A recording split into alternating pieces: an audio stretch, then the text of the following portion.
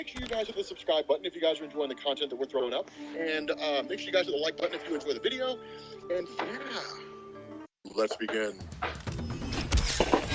What's going on, guys? This is Rob, and we are back with a fist. Yes, we are. Okay, cool. So, here's the thing, right? Like, if you guys remember the last video of the day, we ended up having Mark, who basically brought his stepbrother back home. And I'll have the playlist for this down in the description. But Mark brought his stepbrother back home, right? So, basically, the son of Omni-Man on a different planet, right? And what this does is it kind of picks up with this idea of, like, Mark's mom raising him, right? Now, initially, when Mark brought him back, it was really kind of a shock for Mark's mom, right? Just because of the fact that, one, like, everything had seemingly happened so fast, and she never really had a chance to cope. We talked about that last week. That was the biggest issue that Mark's mom had, is I guess she coped, but her method of coping was alcohol, right? She just kind of delved into alcoholism. Now, that's one of the things that I love about it. Well, for us as regular people, we all have our own coping mechanisms. Right? Some of us work out, some of us make comic book YouTube videos. Others end up kind of jumping into less productive stuff. And alcohol is a very easy thing to fall into. The trap of alcoholism is all too easy. But I've got members of my family who have fallen prey to that because it's very easy to kind of numb the pain, right? Just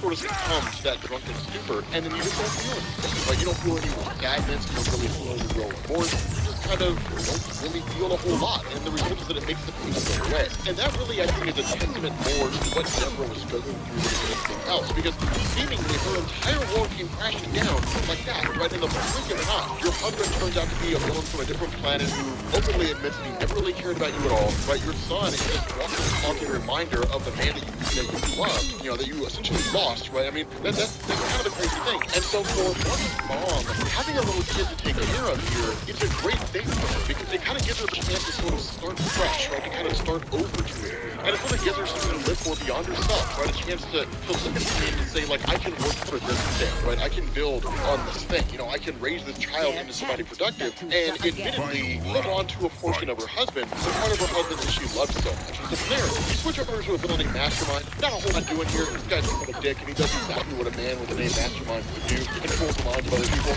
And ultimately, Mark and the Guardians basically get the upper hand on him.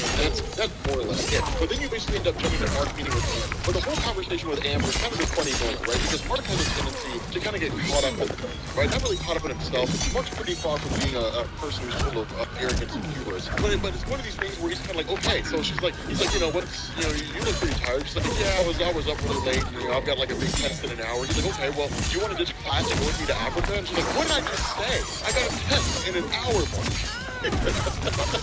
Mark doesn't listen. But then she's kind of like, Africa is Africa. You know, like how often do people get to go to Africa? Now, here's one of the things that I want to draw your attention to, because we actually kind of skipped over this in the previous videos that we've done. But here's one of the things that I want to draw your attention to. If you guys remember, probably from the TV show, assuming you read the comics, I don't know why I wouldn't be reading comics, but in the TV show, you had that mission to Mars, right? You had those weird little aliens that had the capability of like taking over and conquering whole worlds by possessing people, things like that, right? So one of the astronauts, a guy by the name of Russ Livingston, is basically a guy who was what's going on, guys? This is Rob, and I'm actually recording in a different audio space, so let me know if you guys hear a difference. I'm kind of curious. But we're picking back up with this, and this is what basically deals, kind of interesting, this deals with a huge change in the Invincible mythos based on what we've known so far, right? So what this initially does, or what I want to do here, is I want to start out where you end up having some kind of conversation with Invincible's mom. And the funny thing about this is that Deborah had largely kept the existence of Omni-Kid or Kid Omni-Man or whatever you want to call it, had largely kept it a secret from Cecil. This was known for a couple of reasons. The first is because of the fact that one, he doesn't trust him. So that's pretty straightforward. His experience in dealing with